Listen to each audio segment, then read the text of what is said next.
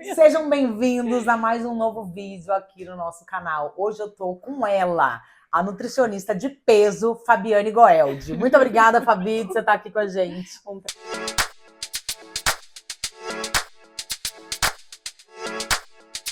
Prazer enorme, Dê. Obrigada. Eu queria muito trazer a Fabi aqui, porque a Fabi ela é especialista na saúde da mulher, né? Sim. E também ela sabe muito sobre endometriose e doenças relacionadas à inflamação, que eu acho que hoje em dia é a grande base das nossas doenças, né? Então, para vocês sempre estarem assim, ó, por dentro de assuntos ótimos em relação a tudo, a saúde da mulher, em mulheres evoluídas, mulheres que constroem, fiquem ligados nesse canal. E se inscrevam, mande para as mulheres, para os amigos, para os seus parceiros, parceiras, que sempre eu vou trazer gente aqui só com informação super importante para vocês. Fabi, muito obrigada por você estar aqui e bora lá conversar, né? Sim, uma honra estar aqui, Dê. Eu Obrigada. que agradeço. A Fabi, ela atende online no Brasil inteiro e hoje em dia a gente atende pessoas do mundo inteiro, né? Isso, do mundo que todo. é muito bacana. Eu acho que a gente consegue, trazer, levar, né, na verdade, saúde para as pessoas de todos os lugares mesmo. E a Fabi também atende aqui na Clínica LV presencial. Fabi, obrigada, tá? Então eu queria, assim, ó, a gente tá em março, né? Provavelmente o nosso vídeo vai ser em abril, mas assim, eu acho que é um assunto que, independente, porque março é o mês de conscientização da endometriose, mas eu acho que é um assunto que a gente tem que trazer. Então, no mês de março mesmo, eu fiz um vídeo com a doutora Pamela, que é uma grande amiga minha, ginecologista também, e a Pamela trabalha muito com endometriose. Então, a Pamela faz a parte de reposição hormonal, tudo, mas ela faz cirurgia. Perfeito. Então, a gente falou bastante sobre endometriose, sobre quais são as queixas, como é que a gente faz diagnóstico de endometriose. Então, eu queria que você falasse mesmo assim da sua parte nutricional. Como que o alimento pode impactar numa paciente que tem endometriose? Perfeito. Dê, mais uma vez eu quero agradecer essa oportunidade, porque na verdade, quando a gente fala de endometriose, é bem comum a paciente, poxa, eu recebi o diagnóstico, ela vai pensar no tratamento médico. Exatamente. Cirúrgico, medicamentoso. Exato, medicamentoso, assim como é muito automático da maioria da população, eu tenho uma doença, eu vou procurar um medicamento para isso ou uma outra solução voltada para isso. É lógico que nós sabemos da importância dessa sinergia de tratamento do médico com o nutricionista, mas jamais o tratamento nutricional deve ser negligenciado. Essa escolha precisa fazer parte do plano terapêutico de tratamento desta paciente. Então, algo que eu gosto muito de trazer para elas é: endometriose é classificada como uma doença crônica, né? Assim como diabetes, hipertensão, entre outras que a gente tem como classificação doença crônica. Então, se é crônico, ela precisa de um cuidado constante. Eu não gosto de falar de tratamento crônico que já traz um peso. E, na verdade, quando a gente fala de nutrição, a ideia é que ele seja leve, que faça parte da vida daquela paciente, que ela internalize aquele tratamento. É uma mudança de vida, né? Exato. Sem sofrência. Exato. Então, e quando a gente fala da endometriose, é por isso que eu me apaixonei por esse assunto, a nutrição, ela é extremamente diferente da conduta de outras áreas de atuação do nutricionista.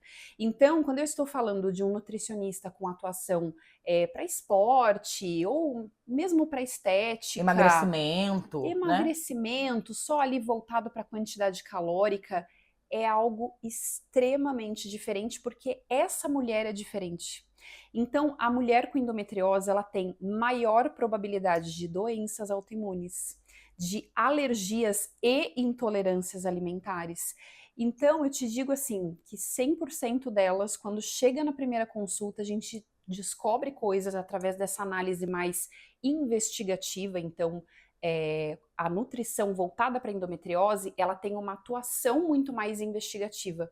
Então, a gente sempre descobre coisas que ela não sabia que tinha. O que uma paciente, tipo, pensando numa nutricionista, tá? Sim. O que a paciente de endometriose traz de sintomas, tipo, em questão tipo, de digestivas, até da parte de evacuação, como hábito intestinal, ela tem alguma diferença de uma paciente que não tem endometriose? Tem. E essa pergunta foi muito boa, porque na verdade uma grande parte, nós somos, né, pacientes de endometriose, Pois é. né?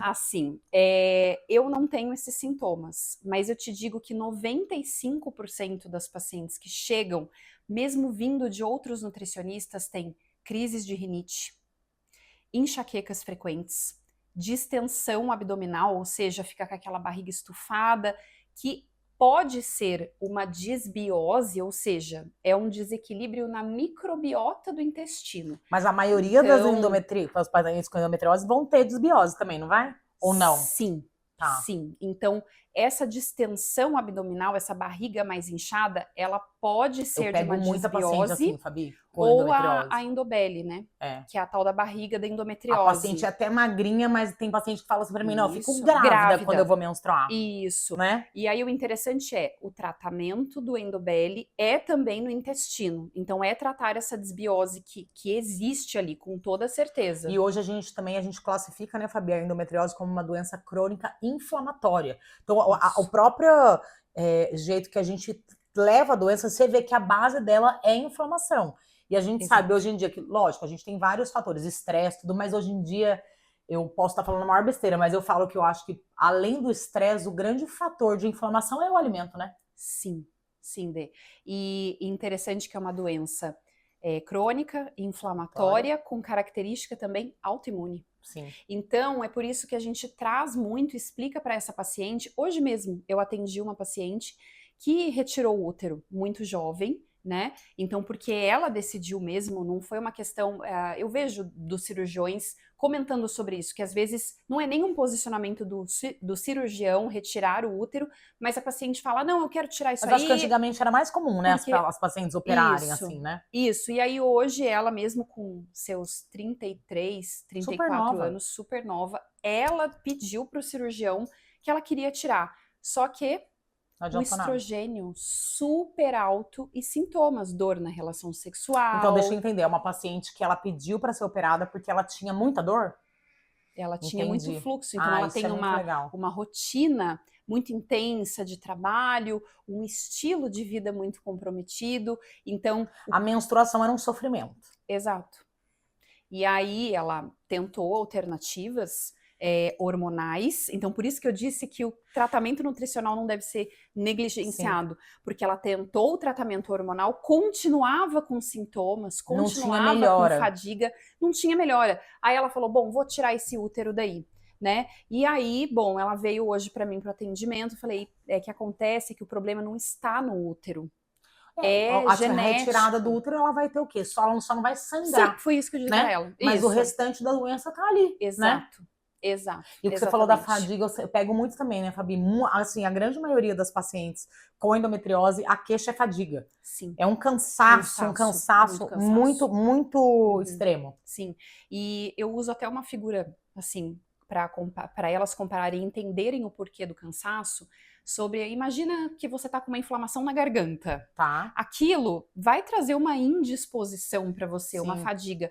Agora você imagina vários focos que não necessariamente estão na cavidade abdominal, inclusive, porque a gente sabe que pode ter foco no diafragma, em articulações, a gente tem relatos, inclusive, até de pontos ali no cérebro. Então, você imagina vários pontos de inflamação pelo corpo. É lógico que vai dar fadiga. É como se estivesse doente mesmo, né? Isso. Então, quando a gente usa a nutrição focando nessa melhora, eu melhoro a imunidade dessa paciente com terapia nutricional. E hoje a gente não tem um medicamento que melhora a imunidade. Então, veja, a paciente que faz a terapia nutricional adequada para ela, para o que está acontecendo com ela, ela responde melhor à terapia hormonal, sim, a porque ela vai absorver eu sempre melhor. falo assim, Fabi, eu falo que eu faço uma associação com pessoas diabéticas. Eu falo, não adianta você ser diabético apenas tomar insulina, né? Você tem que fazer a dieta correta. O medicamento, ele é auxiliar, né? E hoje, assim, eu vejo a nutrição como uma das coisas mais importantes mesmo. Até mesmo assim, se você me pergunta, é melhor você fazer reposição hormonal ou dieta? Eu vou falar dieta. Porque se a pessoa não come direito, ela não metaboliza nada de hormônio bom, então ela vai ter piora. Eu não vou estar ajudando essa paciente. Ô, Fabi, e deixa eu perguntar alguma coisa assim pra você. Eu sei que cada caso é um caso, eu não posso a gente não pode generalizar, mas lógico, as pessoas estão aqui assistindo a gente, elas querem entender um pouquinho quais, pra gente, assim, ó, quais são os alimentos mais inflamatórios para quem tem endometriose? Perfeito.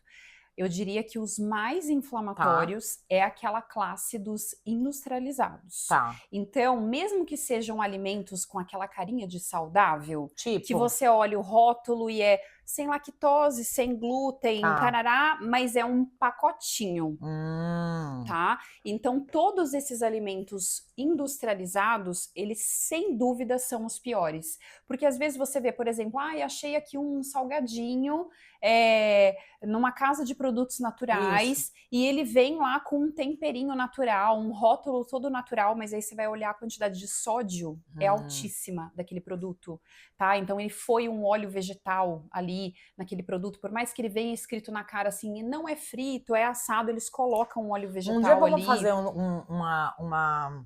uma Leitura de leitura de rótulo rótulo, no porque gente, eu acho supermercado. super difícil, Maravilhoso. sabia? Porque a gente Sim. acha que a gente tá abafando mesmo, né? Geralmente são produtos que não são baratos, né? Não é verdade? E às Sim. vezes a gente acha que a gente tá Sim. arrasando. Até iogurtes É, e proteínazinhas prontinhas para beber. tá. Você olha ali, tem uma série de carboidratos, de adoçantes prejudiciais para a microbiota. Entendi. Então, por exemplo, se é uma paciente que consegue digerir o leite, porque não são todas que precisam tirar glúten, leite e Tá. tal, mas se é uma paciente que consegue digerir o leite, eu sempre falo, compra o natural, ponto. Leite, tipo, Sem sabor, sem leite nada. de Iogurte. padaria, assim? Não, sim, também esse o leite fresco, O que mas estraga. a questão do isso, Tá, o iogurte, quando a paciente quer consumir iogurte, tá. eu falo para ela, se você tem a capacidade de digerir o iogurte, você fica bem, não tem distensão, nada, compre aquele iogurte que não tem nada. Tá, o iogurte natural. Natural, porque Tá. se você compra aqueles hiperproteicos com sabor e tarará, sempre vai vir corante. Ai, olha que coisa interessante, sempre vai vir gente. tudo isso, Tá. tá? Então, o que acontece? Os piores alimentos para mulher que tem endometriose, Tá. sem dúvida, são os industrializados. Então, é aquela velha frase clichê sobre o Descascar, desembale menos, descascar mais, enfim, tá? Então, se a gente pudesse dar um conselho, é comida de verdade? Isso, exatamente. Então, quanto mais essa mulher prepara suas refeições em casa, Tá. utilizando a quantidade certa de gordura que ela vai colocar no alimento, então, porque a gente fala, né? Hoje aí, qual seria a melhor gordura para você utilizar? É aquela que você usa pouquinho. Tá. Porque não é porque é gordura que eu você posso vai usar usar um monte. montão, Tá. tá? Então, assim, Mesmo que é um azeite. é mesmo azeite. Eu amo, gente, se deixasse eu bebia. Sim, então eu também adoro, gente. adoro azeite. Então não amo. posso, regue o prato, não é legal. Então, e na verdade, assim, Eu faço isso, ó. depende, né? Depende da situação, né? Tá. Mas a gente pode sim trabalhar com uma dosagem um pouquinho maior de azeite, mas para uma mulher que, por exemplo, tem frequentemente diarreia, É ruim. esse azeite Entendi. ali, ó, vai Piora.